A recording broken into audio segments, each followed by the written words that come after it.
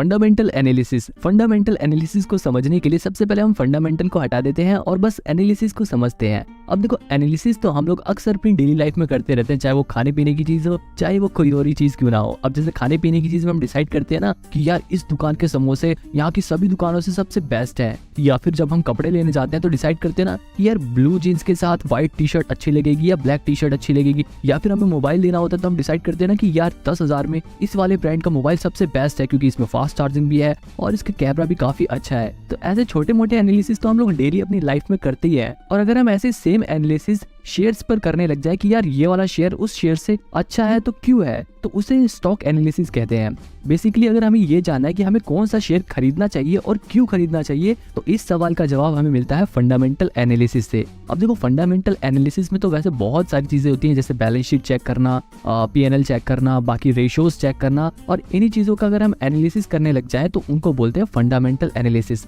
आप इन्वेस्टमेंट करने के लिए जो भी ऐप यूज करते हैं उसमें आप किसी भी शेयर के नीचे ये छोटा सा पोर्शन देखते हैं ना, इनमें जो ये रेशियोज दी हुई हैं, इनमें जो ये पॉइंट्स दिए हुए हैं, अगर हम इन्हीं को एनालाइज करने लग जाएं तो उसी को बोलते हैं फंडामेंटल एनालिसिस। अब ऐसा नहीं है कि देखो फंडामेंटल एनालिसिस सिर्फ वही कर सकता है जो पढ़ा लिखा हो। फंडामेंटल एनालिसिस करने के लिए बस आपको इसका कॉन्सेप्ट क्लियर होना चाहिए, आपको ये पता होना चाहिए कि हमें किस चीज को देखना है। अब देखो, फंडामेंटल एनालिसिस में जैसे यहाँ पे पी रेशियो दे रखा है, हमें बस ये जानना है कि कौन सा पी रेशियो बेस्ट होता है। अगर आपको ये पता चल गया तो आप जैसे ही किसी भी शेयर का वो पी रेशियो देखोगे, आप फटाक से उस कंपनी के शेयर को चूज कर सकते हो। तो इस वीडियो में आपको कंपनी के इन सभी फंडामेंटल्स के एनालिसिस करना तो सिखाऊंगा ही, लेकिन उससे पहले मैं आपको बता दूं कि इस वीडियो में आपको एक चेकलिस्ट बनाना भी सिखाऊंगा, जिसे बनाकर आप किसी भी शेयर्स के फंडामेंटल को एनालाइज करते वक्त इसमें टिक लगा सकते हो। और इस चेकलिस्ट से आपको ये जानने में मदद मिलेगी कि कौन सा शेयर आपको खरीदना चाहिए और कौन सा नहीं खरीदना चाहिए। और लास्ट में मैं आपको बहुत ही ज्यादा इंपॉर्टेंट पॉइंट्स भी बताऊंगा, जिन्हें जानने के बाद आप आसानी से बिल्कुल सही शेयर चूज कर सकते हो। आपको फ्यूचर में प्रॉफिट होने के चांसेस बहुत ज्यादा बढ़ जाएंगे। अब देखो, फंडामेंटल एनालिसिस करने का मेन मकसद होता है कि हम ज्यादा से ज्यादा प्रॉफिट कमा सके। अब प्रॉफिट कैसे कमाएंगे? जब हम शेयर को सस्ते में खरीदेंगे और उसे महंगे में बेचेंगे, तब हम प्रॉफिट कमाएंगे। अब हमें ये कैसे पता चलेगा कि कोई शेयर सस्ता मिल रहा है या महंगा मिल रहा है? तो देखो, यहाँ पर काम आती है इंट्रिंसिक वैल्यू। अब देखो, इंट्रिंसिक वैल्यू को मैं बहुत ही ज्यादा कॉम्प्लिकेटेड नहीं करने वाला, क्योंकि मैं खुद जानता हूँ कि एक नए इन्वेस्टर को ऐसे नए नए शब्द सुन के बहुत ही परेशानी आती है उन्हें समझने में। अब देखो, जब भी हम कोई चीज खरीदते हैं तो सबसे पहले हम ये देखते हैं कि हमने जो चीज खरीदी उसके बदले में हमें वो वैल्यू मिली भी है या नहीं मिली। जैसे मान लो आप एक रेस्टोरेंट में समोसे खाने गए और वहाँ पे आपको 25 रुपए का एक समोसा मिला, वहीं आपने एक बार लोकल हलवाई वाले के पास से सिर्फ 10 रुपए में समोसे खरीदे और वो समोसे इतने बढ़िया थे कि आपको लगा कि यार अगर वो समोसे के बदले 20 रुपए भी ले लेता ना, तब भी उसकी वैल्यू ज्यादा होती। अब यहाँ पर देखो, आपने उसके प्राइस के बदले उसकी वैल्यू को कंपेयर किया और उसे एक फेयर वैल्यू दी। ऐसे ही एक रियल एस्टेट का एग्जांपल है। मान लो 2 प्रॉपर्टीज हैं और दोनों का प्राइस 1-1 करोड़ रुपए है, लेकिन जो पहली वाली प्रॉपर्टी है उसकी लोकेशन ऐसी जगह पर है जहाँ पर ही पास में स्कूल है, हॉस्पिटल है, मेट्रो स्टेशन है, पार्क है। लेकिन जो दूसरी प्रॉपर्टी है उसके पास में ना ही अच्छा स्कूल है, ना ही मेट्रो स्टेशन है, हालांकि वहाँ पे एक मॉल है। अब यहाँ पर अगर हम वैल्यू को कंपेयर करें तो पहली वाली प्रॉपर्टी के पास ज्यादा वैल्यू मिल रही थी, उसके प्राइस के हिसाब से उसकी जो वैल्यू है वो मैच कर रही है। लेकिन जो दूसरी प्रॉपर्टी है उसका प्राइस भी 1 करोड़ है, लेकिन उसकी जो वैल्यू है वो उसके प्राइस के हिसाब से काफी कम है। ऐसे ही बिल्कुल शेयर्स के साथ भी होता है। मान लो 2 शेयर्स है और दोनों की जो फेयर वैल्यू है वो 100 रुपए है, और जो पहले वाला शेयर है वो 100 रुपए का ही मिल रहा है, लेकिन जो दूसरा वाला शेयर है वो 150 रुपए का मिल रहा है, क्योंकि मार्केट उसको ज्यादा भाव दे रही है। हालांकि दोनों की फेयर वैल्यू 100 रुपए है, लेकिन जो दूसरा शेयर है वो ओवर वैल्यूड है, उसका भाव काफी ज्यादा है। तो ऐसे सिचुएशन में आप कौन सा शेयर खरीदोगे? एक ओवर वैल्यूड शेयर खरीदोगे या एक शेयर जो अपनी फेयर वैल्यू पे है? ऑब्वियसली जो शेयर अपनी फेयर वैल्यू पे है आप वही शेयर खरीदोगे। तो इंट्रिंसिक वैल्यू यही जानने में हेल्प करती है कि कौन सा शेयर फेयर वैल्यू पे है और कौन सा शेयर ओवर वैल्यूड पे है। इंट्रिंसिक वैल्यू हमें ये बताने में हेल्प करती है कि कौन सा शेयर हमें सस्ते दाम पे मिल रहा है, कौन सा महंगे दाम पर मिल रहा है। अब ये इंट्रिंसिक वैल्यू चेक कैसे करते हैं, सवाल ये उठता है। तो देखो, इंट्रिंसिक वैल्यू चेक करना बहुत ही आसान है। आप किसी भी शेयर की वैल्यू एक क्लिक में चेक कर सकते हो। मैं आपको वीडियो के लास्ट में बताऊंगा कि इंट्रिंसिक वैल्यू कैसे चेक करते हैं, बिल्कुल आसान है। लेकिन उससे पहले हम बाकी जरूरी चीजों को भी जान लेते हैं। अब देखो, फंडामेंटल एनालिसिस में जो दूसरी चीज आती है वो होती है मार्केट कैप। अब मार्केट कैप का मतलब क्या होता है? अब देखो, सबसे सरल भाषा में बताऊं तो यहाँ पे देखो, मार्केट कैप जो लिखा हुआ है ना, इसका मतलब ये है कि अगर आपको ये पूरी कंपनी खरीदनी है तो आपको कितने रुपए देने होंगे। यहाँ पे जैसे मैं SBI का आपको दिखाता हूँ, तो अगर आपको SBI बैंक खरीदना है तो आपको उसके लिए लगभग 5,32,532 करोड़ रुपए देने पड़ेंगे। तो ये मार्केट कैप हमें यही जानने में हेल्प करता है कि कंपनी कितनी बड़ी है, क्योंकि कंपनी के साइज से हमें बहुत सी चीजें पता चलती हैं। जैसे अगर कंपनी बड़ी है, वो कंपनी पहले से ही वेल एस्टेब्लिश्ड है, तो इसका मतलब उसमें रिस्क कम होगा। लेकिन अगर एक कंपनी छोटी है, अभी ग्रो कर रही है, तो उसमें रिस्क ज्यादा इन्वॉल्व होगा। इसके बाद आता है पी रेशो। अब पी रेशो को समझने से पहले हमें ईपीएस समझना होगा, अर्निंग पर शेयर समझना होगा। अर्निंग पर शेयर का मतलब होता है कि एक शेयर पर कंपनी को कितनी कमाई हुई है। इसे निकालने के लिए क्या करते हैं, कंपनी की जितनी भी कमाई हुई है उसे डिवाइड कर देते हैं कंपनी के जितने भी नंबर ऑफ शेयर्स हैं।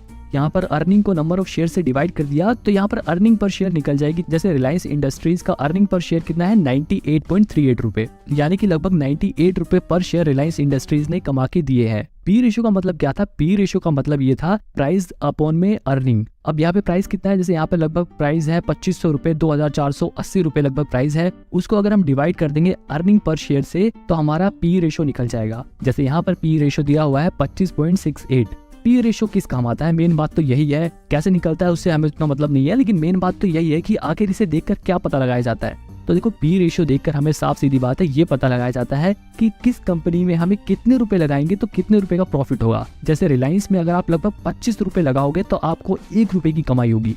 तो मतलब बिल्कुल साफ है कि पी रेशो को देखकर हमें यह पता चल जाएगा कि किसी भी कंपनी में हमें 1 रुपए कमाने के लिए कितने रुपए लगाने पड़ेंगे। अब जब भी हमें पी रेशो देखना है तो हमें ये खुद से सवाल पूछना है कि क्या हम एक ऐसी कंपनी में पैसे लगाएं जहां पर हमें 25 रुपए देकर साल का 1 रुपए कमाएंगे, या एक ऐसी कंपनी में पैसे लगाएं जहां पर हम 10 रुपए देकर साल का 1 रुपए कमाएं, क्योंकि पैसे तो हमारे पास लिमिटेड है। अब देखो कौन सा पी रेशो अच्छा होता है। अब यहाँ पे तो 25 का दिया हुआ है, तो हमें ये कैसा पता चलेगा कि कौन सा पी रेशो अच्छा है और कौन सा बेकार। पी रेशो जितना कम हो उतना अच्छा माना जाता है। अगर पी रेशो वैसे 20 से कम हो तो उसे अच्छा माना जाता है, लेकिन अगर 1, 2, 3 हो तो वो सबसे बेस्ट होते हैं, क्योंकि 1 का पी रेशो का मतलब होता है कि आपको सिर्फ 1 रुपए लगाने पर 1 रुपए की कमाई होगी साल में। जैसे मैं यहाँ पे आपको टाटा स्टील का शेयर दिखाता हूँ और यहाँ पे आप टाटा स्टील में देखो तो उसका पी रेशो लगभग 5 रुपए का है। वही रिलायंस इंडस्ट्रीज का जो पी रेशो लगभग 25 रुपए का था। अब आप ये खुद से डिसाइड करो कि आप ऐसी जगह पर पैसे लगाओगे जहां पर आपको 25 रुपए लगाने पर साल में 1 रुपए की कमाई हो, या आप एक ऐसी कंपनी में पैसे लगाओगे जहां पर आपको 5 रुपए लगाने पर साल में 1 रुपए की कमाई हो। ऐसे सवाल आपको खुद से पूछने हैं। तो पी रेशो आपको यही जानने में हेल्प करेगा कि आप कहां पर कम पैसे लगाकर भी ज्यादा मुनाफा कमा सकते हो। लेकिन देखो कई बार क्या होता है कि पी रेशो ज्यादा भी होता है लेकिन तब भी वो शेयर फायदेमंद होता है। अब कुछ इंडस्ट्रीज ऐसी होती है जिनका पी रेशो पहले से ही हाई रहता है, तो क्या हम उन कंपनी के शेयर को नहीं खरीदेंगे? इसीलिए सिर्फ हम पी रेशो को देखकर हम शेयर नहीं खरीदते। कई बार हम पी रेशो को देखने से पहले हम सबसे पहले इंडस्ट्री के पी रेशो को चेक करते हैं। अब देखो यहाँ पर मैं आपको अडानी पावर का पी रेशो दिखाता हूँ। वैसे तो देखो 1-2 का पी रेशो बेस्ट होता है, लेकिन अडानी पावर का पी रेशो लगभग 10.5 रुपए का है। तो क्या ये शेयर बेकार है? ये जज करने से पहले हमें उसके इंडस्ट्री पी रेशो को देखना होगा, क्योंकि देखो यहाँ पे उसका इंडस्ट्री पी रेशो ही 17.5 रुपए का है। यानी कि जो ऐसी कंपनियां हैं जो पावर जनरेट करती हैं उस इंडस्ट्री की कंपनी के पी रेशो ऑलरेडी हाई रहता है। लेकिन यहाँ पर हम देख रहे हैं कि 17.5 का पी रेशो होता है, लेकिन इस कंपनी का पी रेशो तो सिर्फ 10.5 का है। यानी कि इस इंडस्ट्री के मुकाबले इस शेयर का पी रेशो काफी अच्छा है। आई थिंक अब आपको पी रेशो क्लियर हो गया होगा। इसके अलावा एक होता है पीबी रेशो। अब पीबी रेशो को समझने से पहले हम बुक वैल्यू को समझते हैं, क्योंकि पीबी रेशो उसी से रिलेटेड है। तो बुक वैल्यू का मतलब होता है कि अगर मान लो आज ही के दिन ये कंपनी बंद हो जाए तो आपको एक शेयर के बदले कितने रुपए मिलेंगे, ये डिपेंड करता है बुक वैल्यू पर। जैसे मैं आपको वापस एसबीआई का ही शेयर दिखाता हूँ, तो यहाँ पर आप देखो एसबीआई का जो शेयर प्राइस है वो लगभग 590 रुपए के आसपास है। अब उसकी जो बुक वैल्यू है वो 373 रुपए के आसपास है, यानी 373 रुपए के आसपास है। इसका मतलब ये है कि अगर आज ही के दिन एसबीआई बैंक बंद हो जाए तो आपको एक शेयर पर 373 रुपए मिलेंगे। तो बुक वैल्यू का मतलब ये था। और इस पीबी रेशियो का मतलब क्या था? इस पीबी रेशियो का मतलब था price divided upon book value. यहाँ पे जैसे प्राइस लगभग 592 रुपए है और उसकी जो बुक वैल्यू है वो लगभग 373 रुपए है। तो अगर हम इसको डिवाइड कर देंगे तो हमारी जो पीबी रेशियो है वो निकल जाएगी 1.74 की। तो सिंपल सी बात है, यहाँ पर पीबी रेशियो को देखकर आपको ये पता चलता है कि आपको लगभग 1.74 रुपए अगर आपने लगाए हैं तो उसके बदले आपको 1 रुपए मिलेंगे अगर ये कंपनी आज के दिन ही बंद हो जाती है। यहाँ पर हम रिलायंस का एग्जांपल लेते हैं। यहाँ पर देखो रिलायंस इंडस्ट्रीज का जो शेयर प्राइस है वो लगभग 2480 रुपए है और उसकी जो बुक वैल्यू है वो लगभग 1200 रुपए है। इसका मतलब ये है कि अगर रिलायंस इंडस्ट्रीज आज के दिन ही बंद हो जाती है तो आपको एक शेयर पर लगभग 1200 रुपए मिलेंगे। बुक वैल्यू का मतलब हमें आज ही के दिन अगर कंपनी बंद होती है तो कितने रुपए मिलेंगे। और पीबी रेशियो का मतलब था प्राइस अपॉन में बुक वैल्यू। जैसे कि यहाँ पर रिलायंस का जो प्राइस था वो लगभग 2500 रुपए का था और उसकी जो बुक वैल्यू है वो लगभग 1200 रुपए की है। तो इन दोनों को डिवाइड करेंगे तो यहाँ पर इसका पीबी रेशियो निकलता है 2.19। यानी कि अगर आज ही रिलायंस इंडस्ट्रीज बंद हो जाती है तो आपको 2 रुपए पर 1 रुपए आपको मिल जाएंगे। आई थिंक अब आपको पीबी रेशियो समझ आ चुका होगा। लेकिन कौन सा पीवी रेशो अच्छा होता है ये हमें कैसे पता चलेगा? तो देखो, जितना पीवी रेशो कम हो उतना ही बेटर है। 1 का 2 का पीवी रेशो सबसे बेस्ट होता है। इसके बाद आता है debt to equity. Debt to equity ratio भी बहुत ही इंपॉर्टेंट होता है, क्योंकि इसे भी देखकर हम कंपनी के बारे में काफी कुछ पता लगा सकते हैं। देखो, डेटर वो होते हैं जो कंपनी को उधार देते हैं ब्याज के बदले में, और इक्विटी वो होती है जो कंपनी को ओनरशिप के बदले में पैसा देते हैं। इक्विटी होल्डर कंपनी के मालिक होते हैं और डेटर्स जो होते हैं वो कंपनी के कर्जदार होते हैं। अब यहाँ पर खुद ही लॉजिक लगाओ, अगर कंपनी के डेटर्स ज्यादा हो जाए, यानी ज्यादा लोगों से उधार ले रखा है, तो वो भी कंपनी के लिए अच्छा नहीं है। अगर कंपनी के बहुत सारे मालिक ही हो जाए तब भी वो भी कंपनी के लिए अच्छा नहीं है। तो डेट टू इक्विटी जो रेशियो होता है वो एक बैलेंस रेशियो होना चाहिए, और इसी चीज का पता हम डेट टू इक्विटी रेशियो को देखकर लगाएंगे। अब जैसे यहाँ पर हम रिलायंस इंडस्ट्रीज के ही शेयर को देखें तो यहाँ पर इसका डेट टू इक्विटी रेशियो दिया हुआ है 0.40, डेट ऊपर और इक्विटी नीचे। अब जैसे मैं यहाँ पर वापस से SBI का एग्जांपल लेता हूँ, और यहाँ पर हम देखो डेट टू इक्विटी रेशियो को देखें तो 1.55 लिखा है। इसका मतलब ये है कि लगभग 1 रुपए की इक्विटी पर लगभग 1.5 रुपए का कर्ज SBI बैंक ने ले रखा है। कर्ज जितना ज्यादा होगा कंपनी के लिए उतना ही बेकार है, क्योंकि अगर कर्ज ज्यादा होगा तो कंपनी को ज्यादा ब्याज चुकाना पड़ेगा, ज्यादा इंटरेस्ट देना पड़ेगा, जो कंपनी की ओवरऑल ग्रोथ में परेशानी का कारण बन सकती है। तो कौन सा debt to equity ratio best होता है? अब देखो, सिंपल सी बात है, जितना डेट टू इक्विटी रेशियो कम हो उतना बेस्ट है। जैसे यहाँ पर रिलायंस इंडस्ट्रीज का अगर आप डेट टू इक्विटी रेशियो देखो तो यहाँ पर उसका डेट टू इक्विटी रेशियो सिर्फ 0.40 का है, मतलब कि कंपनी के पास 1 रुपए की इक्विटी पर सिर्फ 0.40 का कर्जा ले रखा है। इससे ये भी पता चलता है कि कंपनी फ्यूचर में और कर्जा भी ले सकती है। अब मतलब साफ है कि जितना डेट टू इक्विटी रेशियो कम हो उतना बेटर है। लेकिन कई बार क्या होता है कि डेट टू इक्विटी रेशियो अगर ज्यादा हो तो उसे भी अच्छा साइन माना जाता है। कई बार इन्वेस्टर्स को ऐसा भी लगता है कि कंपनी का अगर डेट टू इक्विटी रेशियो ज्यादा है तो कंपनी में कुछ तो दम होगा, तभी तो डेटर्स ने पैसा दिया है। कई बार ज्यादा डेट टू इक्विटी रेशियो को भी लोग पॉजिटिव साइन की तरह देखते हैं। लेकिन सिंपल सी बात है, हम जैसे आम और छोटे इन्वेस्टर को ज्यादा दिमाग नहीं लगाना, हमें सिर्फ ये देखना है कि डेट टू इक्विटी रेशियो कम है तो बेस्ट है। अब देखो, इसके अलावा एक और इम्पोर्टेंट चीज होती है डिविडेंड। अब जैसे यहाँ पर आपने देखा होगा डिविडेंड यील्ड नाम से एक परसेंटेज दी है 0.32 की। अब डिविडेंड यील्ड का मतलब क्या होता है? कंपनी ने कितना डिविडेंड दिया है, यानी कि कंपनी ने अपने जो शेयर होल्डर्स हैं उनको अपने प्रॉफिट का कितना हिस्सा दिया है। डिविडेंड देखकर हम ये पता लगा सकते हैं कि कंपनी का फंडामेंटल कैसा है। अगर कंपनी डिविडेंड ज्यादा पे कर रही है तो इसका मतलब सीधी सी बात है कंपनी प्रॉफिट ज्यादा अर्न कर रही है, इसलिए वो ज्यादा डिविडेंड लोगों में बांट रही है। लेकिन कई बार ऐसा होता है कि कंपनी ज्यादा प्रॉफिट तो अर्न करती है लेकिन फिर भी उसका जो डिविडेंड यील्ड होता है वो कम होता है, क्योंकि कई बार कंपनियां क्या करती है, अपना जो पैसा होता है, जो प्रॉफिट होता है, उसे बचाती हैं अपने कंपनी की ग्रोथ के लिए, कंपनी को बड़ा करने के लिए, कंपनी के एक्सपेंशन के लिए, इसलिए वो अपना डिविडेंड कम बांटती हैं। इसीलिए डिविडेंड उतना मैटर नहीं करता। लेकिन हाँ, अगर डिविडेंड ज्यादा है तब तो बल्ले बल्ले, लेकिन अगर कम भी है तब भी कोई प्रॉब्लम वाली बात नहीं है। अब देखो, कुछ शेयर ऐसे भी होते हैं जो ज्यादा डिविडेंड पे करते हैं। जैसे कि अगर हम टाटा स्टील का एग्जांपल है तो इसने पिछले साल लगभग एक शेयर पर 51 रुपए का डिविडेंड दिया था। अब देखो, इस शेयर का प्राइस ही लगभग 100 रुपए के आसपास था, उसने 51 रुपए का डिविडेंड दिया था। अब देखो, यहाँ पर आप सोच रहे हो कि यार इस कंपनी ने इतना ज्यादा डिविडेंड कैसे दिया।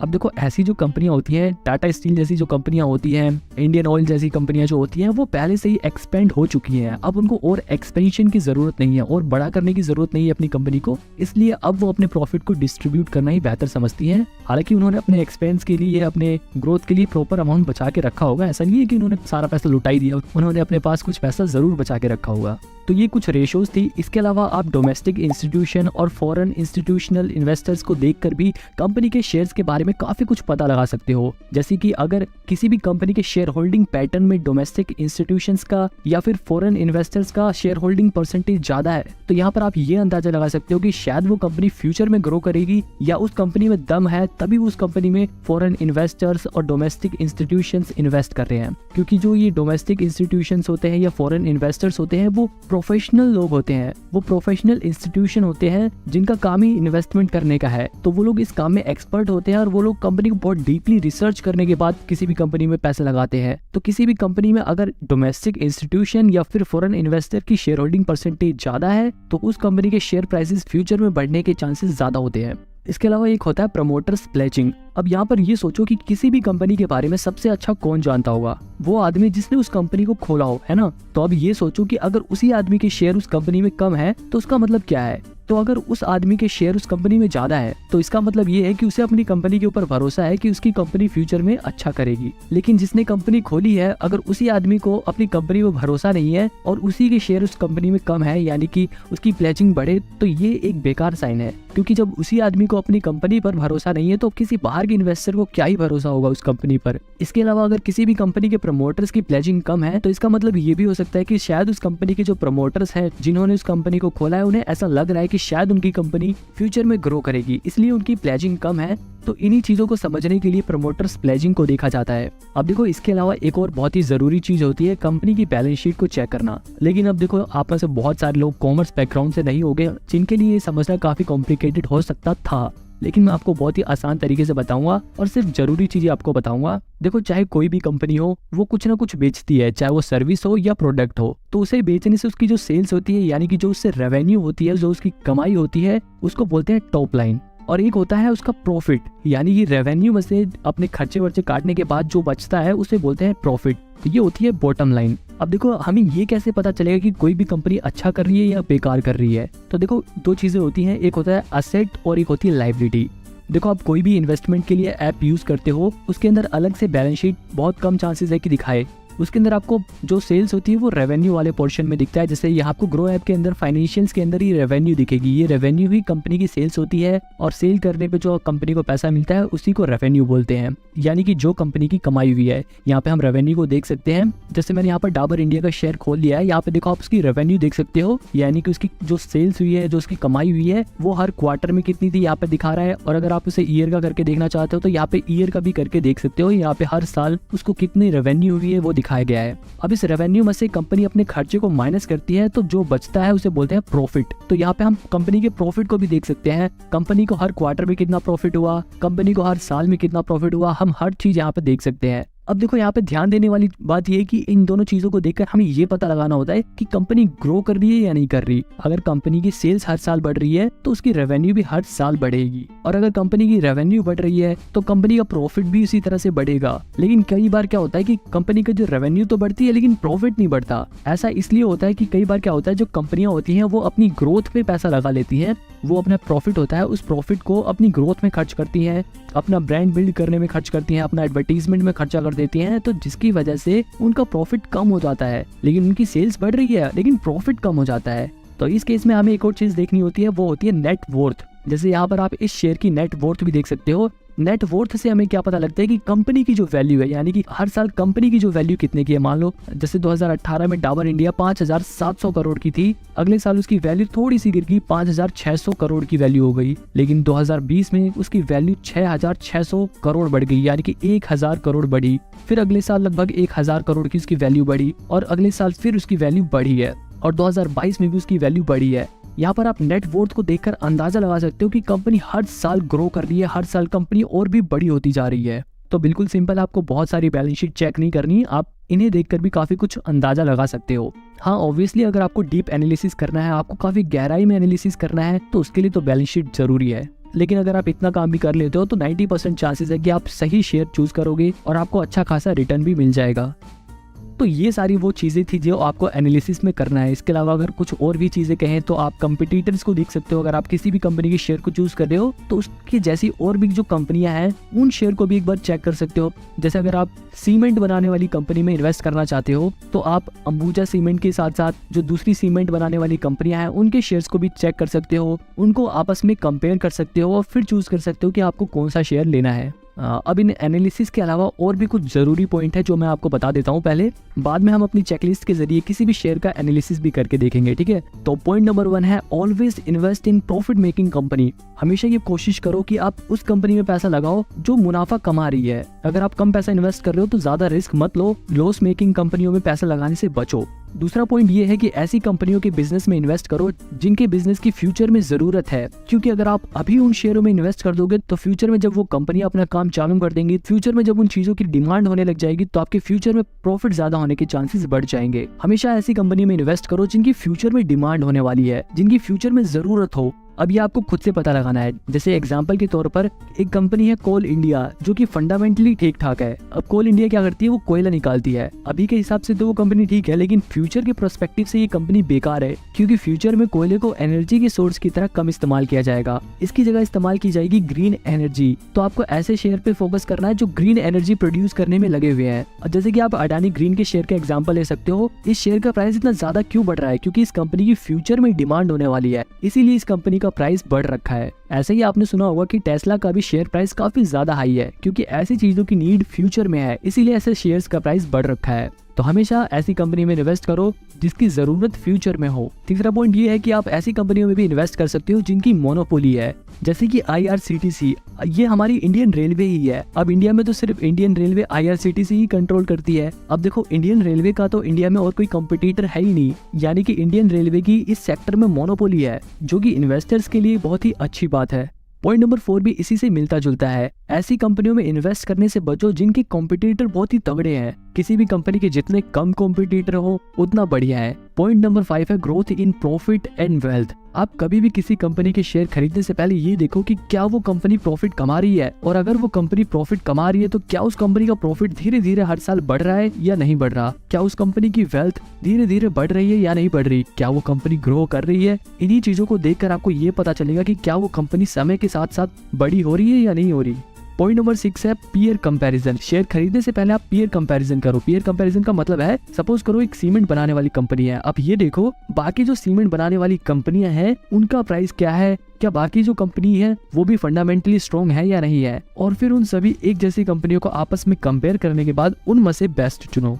इसके अलावा पॉइंट नंबर 7 है एक्सेस टू न्यूज। हमेशा आपके पास लेटेस्ट न्यूज होनी चाहिए, क्योंकि न्यूज के जरिए हम अवेयर रहते हैं, और अगर हम अवेयर रहते हैं तो हम अपने रिस्क को कम कर सकते हैं और आने वाली अपॉर्चुनिटी का फायदा उठा सकते हैं। जैसे अडानी के शेयर्स गिरने वाले थे, जिन्होंने न्यूज देखी और वो अवेयर हो गए, वो पहले से ही उन्होंने अपने शेयर बेच दिए, जिसकी वजह से उनको लॉस कम हुआ। इसके अलावा एक आखिरी पॉइंट और है जो वैसे तो बहुत मामूली सा है, लेकिन ये बहुत ही इंपॉर्टेंट है। आपकी अपनी रिस्क कैपेसिटी क्या है। आप अपने आप को देखो कि आप कैसे इन्वेस्टर हो, क्या आप रिस्क उठा सकते हो या नहीं उठा सकते। अगर आप रिस्क नहीं लेना चाहते तो आप लार्ज कैप कंपनीज में इन्वेस्ट कर सकते हो, जहाँ पे रिस्क कम होता है, हालांकि प्रॉफिट भी थोड़ा कम होता है, लेकिन रिस्क बिल्कुल कम रहता है। तो अपने आप को पहचानो कि आप कैसे इन्वेस्टर हो, क्या आप एक रिस्क टेकर हो या नहीं हो। तो ये कुछ जरूरी पॉइंट्स थे जो आपको शेयर्स खरीदने में काफी हेल्प करेंगे।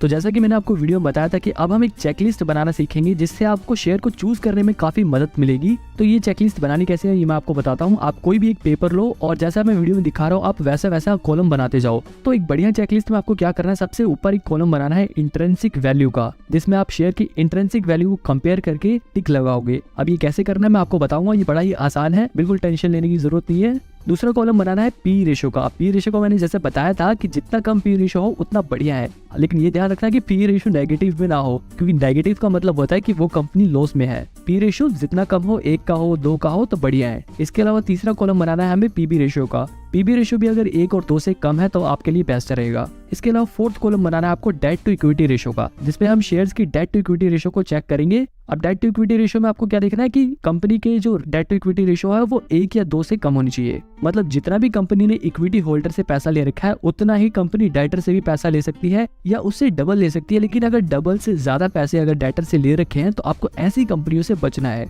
ठीक है। अब कॉलम नंबर 5 रहेगा हमारा शेयर होल्डिंग पैटर्न। इसमें हमें ये देखना है कि क्या कंपनी के प्रमोटर्स के पास, फॉरेन इंस्टीट्यूशंस के पास, डोमेस्टिक इंस्टीट्यूशंस के पास ज्यादा से ज्यादा शेयर्स का हिस्सा है या नहीं है। मतलब जितना ज्यादा इनका शेयर होल्डिंग पैटर्न रहेगा उतना ही आपके लिए बढ़िया है। 6th कॉलम हमारा रहेगा रेवेन्यू का, जिसमें हम ये देखेंगे कि क्या कंपनी प्रॉफिट कमा रही है, और अगर प्रॉफिट कमा रही है तो क्या उसका प्रॉफिट हर साल धीरे धीरे बढ़ रहा है या नहीं बढ़ रहा। ये कुछ मेन कॉलम थे। इसके अलावा अगर आप अपने हिसाब से भी कुछ कॉलम ऐड करना चाहो तो आप उसे ऐड कर सकते हो। इसके अलावा आप सबसे नीचे एक पर्सनल व्यू का कॉलम बना सकते हो, जिसमें आप ये लिख सकते हो कि आप उस कंपनी के शेयर के बारे में क्या फील करते हो, आपका क्या मानना है, आपकी क्या गट फीलिंग है कि क्या वो कंपनी फ्यूचर में अच्छा करेगी या नहीं करेगी। आप इस कॉलम में अपनी राय दे सकते हो। तो इस तरह से आप अपनी चेकलिस्ट बना सकते हो। ये चेकलिस्ट मैंने अपने पर्सनल एक्सपीरियंस से आपको बनानी सिखाई है, ताकि आपको शेयर चूज करने में आसानी हो। ये कोई कंपलसरी नहीं है। आप जब धीरे धीरे फंडामेंटल एनालिसिस में प्रो हो जाओगे तो आपको ऐसी चेकलिस्ट बनाने की जरूरत भी नहीं है। आप अपने दिमाग में इन चीजों को देखकर शेयर को चूज करना सीख जाओगे। ये मैं सिर्फ आपको एक आइडिया देने के लिए दिखा रहा हूँ, ताकि आपको शेयर चूज करना आ जाए। अब चलो हम लाइव किसी शेयर को अपनी चेकलिस्ट में एनालाइज करना सीखते हैं। तो अब मैं आपको एक शेयर का लाइव फंडामेंटल एनालिसिस करके दिखाऊंगा अपनी चेकलिस्ट के जरिए।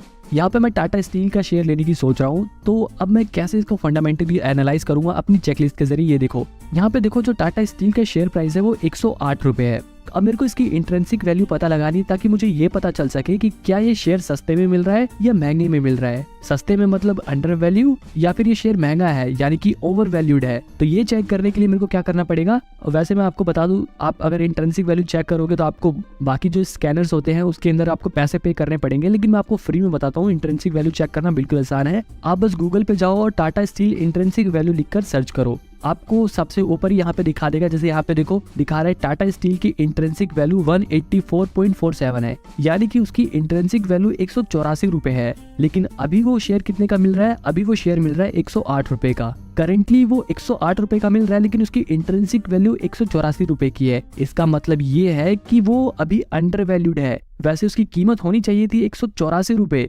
लेकिन वो अभी मिल कितने का रहा है? वो अभी 108 रुपए का मिल रहा है, यानी कि वो अंडर वैल्यूड है। उसकी जो करंट वैल्यू होनी चाहिए थी उससे उसकी वैल्यू कम है, यानी कि वो सस्ते में मिल रहा है। तो जैसा कि मैंने आपको चेकलिस्ट बनाना सिखाया था, आप उसमें इंट्रिंसिक वैल्यू में टिक लगा सकते हो, क्योंकि ये शेयर अपनी इंट्रिंसिक वैल्यू से सस्ते में मिल रहा है, तो इसे हमें फायदा है। तो यहाँ पर अब हम इस शेयर को खरीदने के बारे में सोचेंगे, क्योंकि ये शेयर सस्ते में मिल रहा है। तो यहाँ पे हमने अपनी चेकलिस्ट में भी इंट्रिंसिक वैल्यू पे टिक लगा दिया। अब हम देखेंगे पी रेशो, आखिर इस कंपनी का पी रेशो कितना है। तो देखो, पी रेशो देखने के लिए हम सीधे नीचे स्क्रॉल करेंगे और फंडामेंटल्स में देखेंगे। इसका पी रेशो दिखा रहा है 7.76 का। मैंने जैसा कि आपको बताया था कि पी रेशो जितना कम हो उतना बढ़िया होता है। 1 और 2 का तो सबसे बढ़िया होता है, लेकिन यहाँ पर देखो इसका पी रेशो 7.76 का है। तो क्या ये शेयर बुरा है? देखो, यहाँ पर ये डिसाइड करने से पहले आप इंडस्ट्री के पी रेशो को देखो कि इस इंडस्ट्री का पी रेशो कितना होता है। यहाँ पे देखो इसका इंडस्ट्री पी रेशो 11.54 का है, लेकिन इस कंपनी का पी रेशियो कितना है? 7.76 का, यानी कि इंडस्ट्री के हिसाब से तो ये कंपनी काफी बढ़िया है। इसका पी रेशियो भी अच्छा है। तो यहाँ पर हम अपने पी रेशियो वाले कॉलम में भी टिक लगा देंगे, क्योंकि इसका पी रेशियो इंडस्ट्री के पी रेशियो से कम है। ठीक है, अगर किसी कंपनी का पी रेशियो 20 से कम होता है तो हम उस कंपनी को अच्छा ही मानते हैं। ठीक है, अब अगली चीज हमारी जो चेकलिस्ट में थी वो पीवी रेशियो थी, और पीवी रेशियो कितनी होनी चाहिए? 1 या 2 से कम ही होनी चाहिए, उससे ज्यादा नहीं होनी चाहिए। अब यहाँ पे हम टाटा स्टील का शेयर देख रहे थे, तो यहाँ पे देखो आप, उसका जो पीवी रेशियो है वो 1.14 का है। तो यहाँ पर देखो पीवी रेशियो 2 से कम का है, 1.14 का है, तो ये पीवी रेशियो काफी अच्छा है। अब देखो इसका मतलब क्या है? इसका मतलब ये है कि 1.14 रुपए अगर आप इस कंपनी में लगाते हो और ये कंपनी आज ही के दिन बंद हो जाती है, तो आपको 1.14 रुपए पे 1 रुपए आपके वापस मिल जाएंगे। तो जैसा कि मैंने आपको बताया था, पीवी रेशियो अगर 2 से कम हो तो बढ़िया होता है। ठीक है, तो अपनी चेकलिस्ट में हम इसमें भी टिक लगा देंगे। अब हमें देखना है debt to equity ratio. Debt to equity ratio भी मैंने आपको बताया था, 2 से कम होनी चाहिए, 1 की होनी चाहिए, 2 की होनी चाहिए, उससे ज्यादा नहीं होनी चाहिए। और यहाँ पे अगर हम टाटा स्टील के डेट टू इक्विटी रेशियो देखें तो इसकी 0.81 है, यानी कि 1 से भी कम है। तो ये काफी अच्छा शेयर है, क्योंकि इसने डेट कम ले रखा है, इसने उधारी कम ले रखी है, और हम अपनी चेकलिस्ट में डेट टू इक्विटी रेशियो में भी टिक लगा लेंगे। इसके बाद था share holding pattern. Share holding pattern देखने के लिए हमें थोड़ा और नीचे आना पड़ेगा, और यहाँ पे हम, लेकिन यहाँ पे ग्रो ऐप में टाटा स्टील का शेयर होल्डिंग पैटर्न नहीं दिखा रहा। तो देखो कोई भी प्रॉब्लम नहीं है, जो चीज आपको अपने ब्रोकर के ऐप पे ना दिखाए आप उसे सिंपली गूगल कर सकते हो। अब जैसे यहाँ पे हम गूगल करेंगे share holding pattern of Tata steel, तो यहाँ पे मैं इस लिंक पे क्लिक करता हूँ और सिंपली यहाँ पे हमें दिखा देगा कि टाटा स्टील का शेयर होल्डिंग पैटर्न कितना है। अब यहाँ पे देखो उसके ज्यादातर शेयर उसके प्रमोटर के पास है, ऑलमोस्ट 34% उसके जो शेयर्स है उसके प्रमोटर्स के पास है। बाकी म्यूचुअल फंड यानी कि डोमेस्टिक इंस्टीट्यूशंस के पास 8% शेयर है, और फॉरेन इंस्टीट्यूशन के पास 21% शेयर है। तो ऑलमोस्ट अगर देखा जाए तो 65 से जो 70% शेयर्स हैं वो प्रमोटर्स और फॉरेन इंस्टीट्यूशन और डोमेस्टिक इंस्टीट्यूशंस के पास है। तो यहाँ पर देखा जाए तो शेयर होल्डिंग पैटर्न भी शेयर का काफी बढ़िया है, तो हम यहाँ अपनी चेकलिस्ट में इस पे भी टिक लगा लेंगे। अब हमें फाइनली देखनी है रेवेन्यू, कि क्या वो कंपनी प्रॉफिट कमा रही है। तो यहाँ पे देखें हम रेवेन्यू में जो टाटा स्टील है हर क्वार्टर में बढ़िया प्रॉफिट कमा रही है। ईयरली देखें तो ईयरली उसका हर साल प्रॉफिट बढ़ता ही जा रहा है। देखो जैसा कि मैंने आपको कहा था, हमें देखना है कि प्रॉफिट बढ़ रहा है या नहीं बढ़ रहा। तो रेवेन्यू देखो बढ़ रहा है, हर साल बढ़ ही रहा है रेवेन्यू। यहाँ पे अगर हम प्रॉफिट पे करके देखेंगे तो प्रॉफिट भी उसका हर साल बढ़ ही रहा है। नेट वर्थ, अब हम यहाँ पे नेट वर्थ देखेंगे तो नेट वर्थ भी बढ़ रही है, यानी कि हर साल कंपनी भी बड़ी हो रही है। तो ये भी एक बहुत ही बढ़िया साइन है। तो ये शेयर हमारे इस टेस्ट में भी पास होता है। तो ओवरऑल देखा जाए तो टाटा स्टील इन सभी चेकलिस्ट के टेस्ट को पास करता है। अब फाइनली आपका पर्सनल व्यू क्या है? आपको ये कंपनी कैसी लगती है? क्या इस शेयर का प्राइस आपके लिए सुइटेबल है या नहीं है? ये सब आप यहाँ पे अपने पर्सनल व्यू में लिख सकते हो और फिर उसके बाद ये डिसाइड कर सकते हो कि आपको ये शेयर खरीदना चाहिए या नहीं खरीदना चाहिए। यहाँ पे मैं आपको ये बिल्कुल क्लियर कर देता हूँ कि ये कोई स्टॉक परचेजिंग रिकमेंडेशन नहीं है। मैं यहाँ पे आपको ये नहीं कह रहा कि आप टाटा स्टील का शेयर खरीदो। मेरा यहाँ पे मकसद सिर्फ यही था कि आपको फंडामेंटल एनालिसिस करना सिखाऊं। आप इतने कैपेबल हो जाओ कि किसी भी कंपनी के शेयर को कैसे खरीदते हैं, कैसे चूज करते हैं, कैसे ये पता लगाते हैं कि ये कंपनी का शेयर बढ़िया है या नहीं है, आपको ये पता आ जाए। आपको यही चीजें सिखाने के लिए आपसे लोग कोर्स के नाम पर हजारों रुपए ले लेते हैं। यहाँ पे मैं आपको ये चीज बिल्कुल फ्री में सिखा रहा हूँ और बहुत ही सिंपल तरीके से समझाने की कोशिश करी है। अगर आपको कहीं कोई चीज समझ ना आई हो तो आप मेरे को कमेंट में बता के पूछ सकते हो। फाइनली मैं यही कहूंगा कि ये वीडियो आपको सिर्फ सिखाने के लिए थी। आप इस वीडियो को देखने के बाद आप जब सीख जाओगे कि कैसे फंडामेंटल एनालिसिस करते हैं तो आप खुद से अपने हिसाब से शेयर चूज करो। किसी की भी राय मत लिया करो शेयर खरीदते वक्त। आप अपना पर्सनल व्यू देखा करो कि आपको क्या लगता है उस शेयर के बारे में, आप फिर उसे खरीदो। और ऐसे ही बढ़िया कंटेंट देखने के लिए आप चैनल को सब्सक्राइब कर लो। काफी मेहनत लगी है भाई। अगर आपको ये वीडियो पसंद आई तो वीडियो को लाइक करके मुझे कमेंट में बेस्ट पार्ट बताओ और चैनल को सब्सक्राइब कर लो ताकि आपको ऐसे ही वैल्यूएबल कंटेंट फ्री में मिले। आप फ्री में अच्छी चीजें सिंपल लैंग्वेज में सीख सके।